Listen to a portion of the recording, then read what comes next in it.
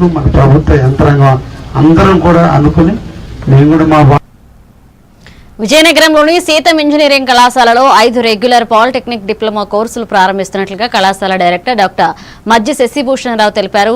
Chemical, CSE, AIML అలాగే ECE, triple E కోర్సులు అందుబాటులో వచ్చాయి. ఇక quantum technology, AI, cyber residence అలాగే రంగాల్లో పరిశోధనకు ప్రత్యేక ప్రోత్సాహం కల్పిస్తున్నట్లుగా డీన్ డాక్టర్ విజయ్ ప్రసూన పేర్కొన్నారు. మన విజయనగరం సంబంధించి ఏదైనా మనకి రిక్వైర్మెంట్ ఉంటే దాన్ని మనం పూర్తి చేద్దామన్న ఉద్దేశంతో ఎప్పుడు ప్రయత్నం చేస్తుంది. దానికి గొప్ప ఉదాహరణ చెప్పాలంటే అండి, ఎప్పుడు ఆన్లైన్ ఎగ్జామ్స్ మనం విజయనగరం మాత్రం రాయాలనుకుంటే అది మినిమం వాళ్ళు వైజాగ్ వెళ్ళాల్సి వచ్చేది అనమాట. మన ఆన్లైన్ ఎగ్జామ్స్ ఎలా ఉంది, అందులో లేని కోర్సులు ఏదైనా మనం పెట్టుకుంటే బాగుంటుందని తెలుసండి మనం ఆలోచన చేసేది. మనం ఈ ఇయర్ మనం సెపరేట్గా పాలిటెక్నిక్ కళాశాల 5 కోర్సులు మనము ఏర్పాటు చేయడం జరిగింది. అందులో 4 కోర్సులు అయితే మన గవర్నమెంట్ పాలిటెక్నిక్ కళాశాల లేని కోర్సులే. సో దట్ ఇక్కడ విద్యార్థులకు అవసరం అని చెప్పేసి సో పోస్ట్ ఏఐసిటి రిక్వైర్మెంట్స్ అన్ని కూడా వచ్చాయి. దాంట్లో స్టేట్ గవర్నమెంట్ కూడా ఎన్రోల్ చేసింది.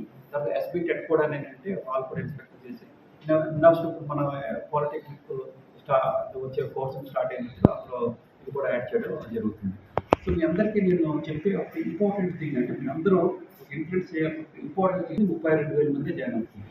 సో ఇక్కడ ఏంటంటే నేనైతే ఏమనుకుంటున్నానంటే నా అభిప్రాయం ఏంటంటే ఎందుకు మనం వాళ్ళతో మ్యాక్సిమం అందరూ కూడా వీళ్ళంతా ఇంప్లిమెంట్ జరుగుతుంది.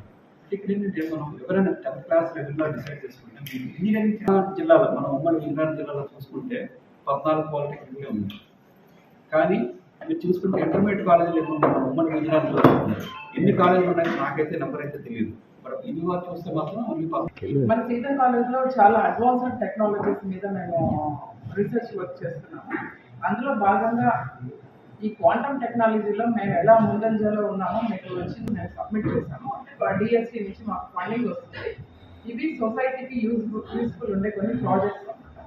అది చేసిన తర్వాత AP state council of higher education వాళ్ళు ఏం చేస్తారు, this is the new technology కదా, దీన్ని మనం ఫర్దర్ ఎలా కాలేజెస్లో దీన్ని ఎలా స్టార్ట్ చేసామో అప్పుడు మన మీడియా మిత్రులు కూడా వచ్చి ఇది కవర్ చేశారు.